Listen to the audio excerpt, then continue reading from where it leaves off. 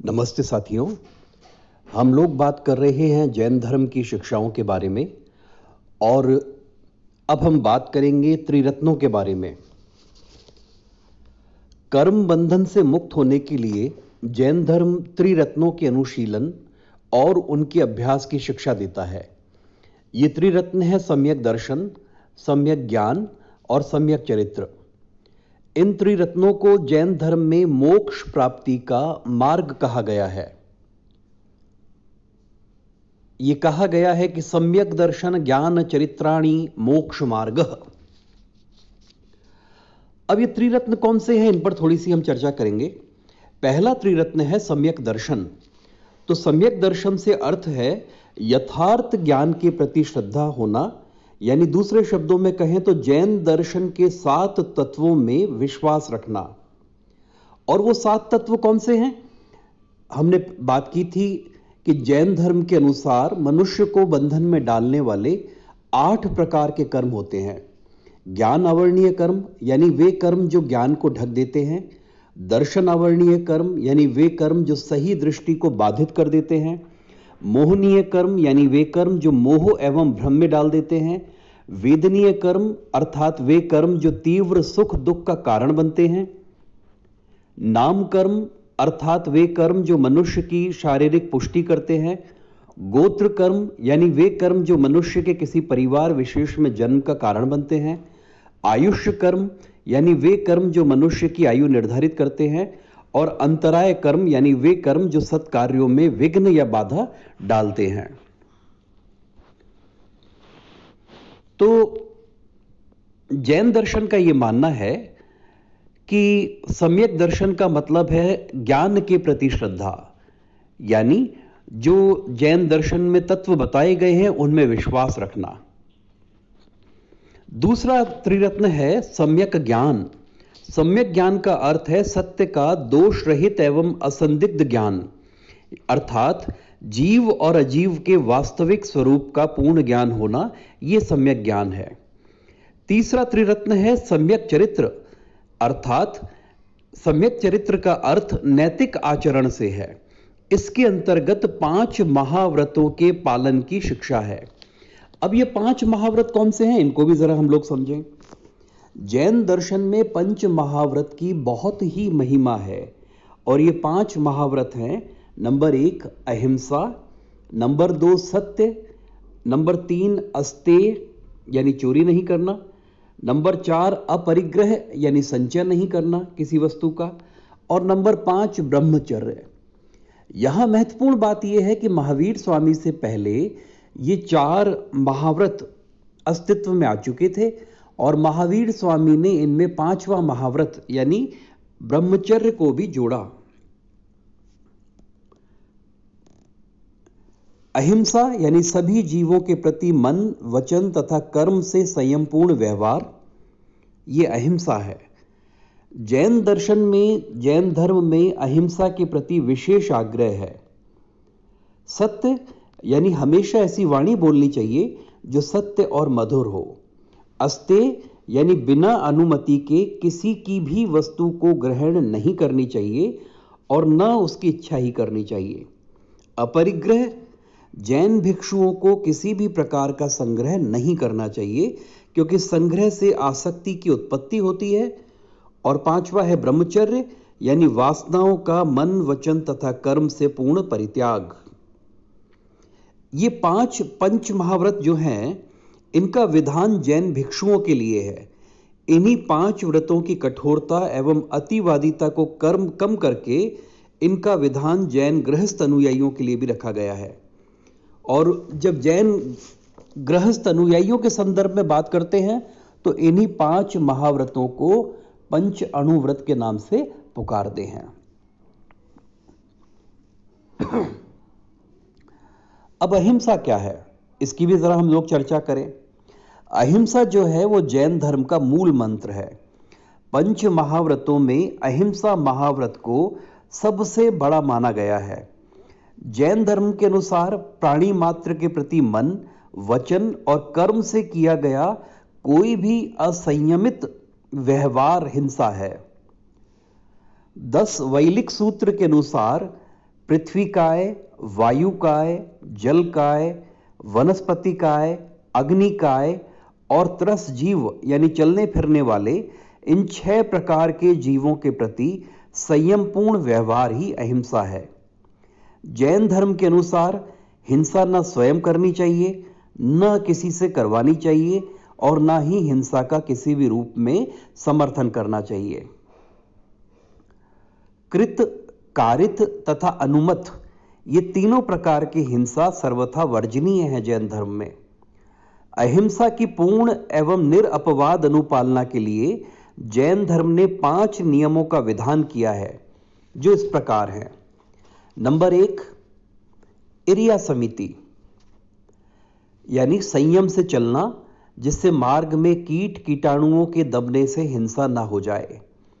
Number 2, भाषा समिति अर्थात संयम से बोलना ताकि अप्रिय वचन से किसी को वेदना ना हो। नंबर 3, ऐषणा समिति अर्थात संयम से भोजन करना, जिससे किसी प्रकार के कीट पतंगों की हत्या ना हो जाए। नंबर 4, आदान निक्षेप समिति अर्थात संयम से वस्तुओं को उठाना और रखना, जिससे जीवों को नुकसान ना पहुंचे। और नंबर 5, व्युत्सर्ग समिति अर्थात ऐसे स्थान पर मलमूत्र का त्याग करना चाहिए जहां कीट कीटाणुओं की हिंसा की संभावना नहीं हो। जैन दर्शन की एक और महत्वपूर्ण बात है उनका अनेकांतवाद का सिद्धांत। अनेकांतवाद जैन दर्शन का एक बड़ा विशिष्ट सिद्धांत है। इसका अर्थ यह है कि किसी भी वस्तु का एक गुण या धर्म नहीं होता। दूसरे शब्दों में, कोई भी वस्तु एकांतवादी नहीं होती है। प्रत्येक वस्तु के अनेक या अनंत धर्म होते हैं और यह कहा गया है कि अनंत धर्मम एकम वस्तुम, इसलिए तत्व यानी सत्य भी अनेकांत मूलक या अनंत धर्मात्मक होता है। लोक में अनेक वस्तुएं हैं और इनमें से प्रत्येक वस्तु के अनेक धर्म हैं। जैन दर्शन के इस तत्व मीमांसीय सिद्धांत का नाम अनेकांतवाद है। इस अनेकांतवाद के सिद्धांत पर ही जैन दर्शन के स्यादवाद का सिद्धांत आधारित है। क्योंकि प्रत्येक वस्तु के अनंत धर्म होते हैं, इसलिए किसी भी एक कथन में उस वस्तु के आंशिक या सापेक्षिक सत्य की ही अभिव्यक्ति हो सकती है। यही स्यादवाद है। संक्षेप में हम बात करें तो जैन दर्शन में कहानी सुनाई जाती है अपने शिष्यों को।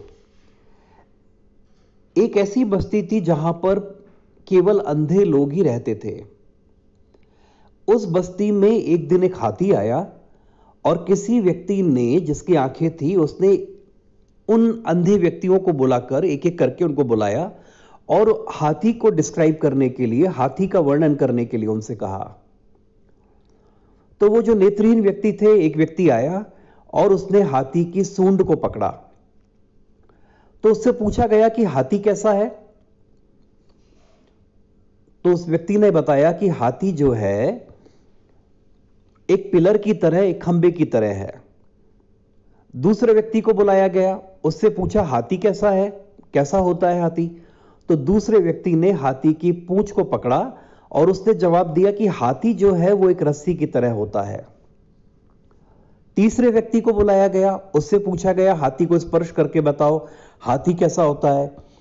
और उस व्यक्ति ने हाथी के कान को स्पर्श किया और यह जवाब दिया कि हाथी जो है वो एक सूप की तरह, जिससे हम लोग अनाज को छानते हैं, उसकी तरह होता है। फिर एक और व्यक्ति को बुलाया गया, उसने हाथी के पेट को स्पर्श किया और उससे पूछा गया हाथी कैसा होता है, तुम डिस्क्राइब करो। तो उस व्यक्ति ने कहा कि हाथी एक दीवार की तरह होता है। फिर किसी व्यक्ति को बुलाया गया, उससे पूछा गया हाथी कैसा होता है। उस व्यक्ति ने हाथी के पैर को स्पर्श किया और ये जवाब दिया कि हाथी जो है एक स्तंभ की तरह है। अब आप लोग ये देखेंगे कि हर व्यक्ति जो जवाब दे रहा है वो केवल एक पक्ष से ही या एक अंश से ही सत्य है। लेकिन जिस व्यक्ति के पास आंखें हैं, जिस व्यक्ति के पास नेत्र हैं, वो ये देख सकता है कि हर व्यक्ति केवल एक ही पार्ट को देखकर डिसीजन दे रहा है, अपनी राय बना रहा है, अपना निर्णय दे रहा है। जबकि संपूर्ण रूप में हाथी ना तो केवल पैर है, न सूंड है, न हाथी कान है, न हाथी पेट है, और ये केवल हाथी के अंग हैं जिनको उन लोगों ने स्पर्श किया। और इसी कहानी से ही जैन दर्शन का स्यादवाद या सप्तभंगी नय अस्तित्व में आता है।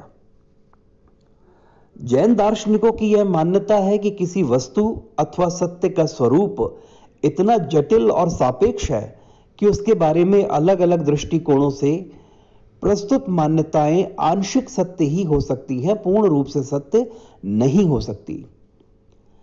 जैन दर्शन का स्यादवाद या सप्तभंगी नय ज्ञान की इसी सापेक्षता का सिद्धांत है। स्यादवाद के अनुसार किसी वस्तु अथवा सत्य के बारे में 7 प्रकार के कथन हो सकते हैं। पहला, स्यात् अस्ति, अर्थात सापेक्षिक दृष्टि से देखें तो वस्तु का अस्तित्व है। दूसरा, स्यात् नास्ति, अर्थात सापेक्षिक दृष्टि से देखें तो वस्तु नहीं है। तीसरा, स्यात् अस्ति च नास्ति, अर्थात सापेक्षिक दृष्टि से वस्तु है भी और नहीं भी है। चौथा, स्यात् अवक्तव्यम, अर्थात सापेक्षिक दृष्टि से देखें तो वस्तु जो है वो अवक्तव्य है, उसको डिस्क्राइब नहीं किया जा सकता। फिर है स्यात् अस्ति च अवक्तव्यम, यानी सापेक्षिक दृष्टि से वस्तु का अस्तित्व है लेकिन वो अव्यक्तव्य है, अव्यक्त है, वो उसको डिस्क्राइब या वर्णन नहीं किया जा सकता।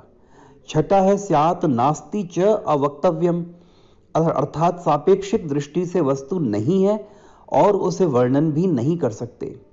और सातवां है स्यात् अस्ति च नास्ति च अवक्तव्यम, अर्थात सापेक्षिक दृष्टि से वस्तु है, नहीं है और अव्यक्त भी है। स्यात् शब्द का सामान्य अर्थ संभवतया या शायद किया जाता है जिसमें संशय का बोध है, किंतु जैन दर्शन में स्याद शब्द का अर्थ संशय नहीं है। डॉक्टर चंद्रधर शर्मा के शब्दों में जैन दर्शन में स्यात् पद का प्रयोग विशेष अर्थ में किया गया है जो ज्ञान की सापेक्षता का सूचक है। अतः स्यात् का अनुवाद सापेक्षतया करना उचित होगा। स्यात् सापेक्ष सत्य का ही सूचक है। साथियों, इसी लेक्चर को हम लोग आगे बढ़ाएंगे। आप हमारा लेक्चर सुनते रहिए। धन्यवाद।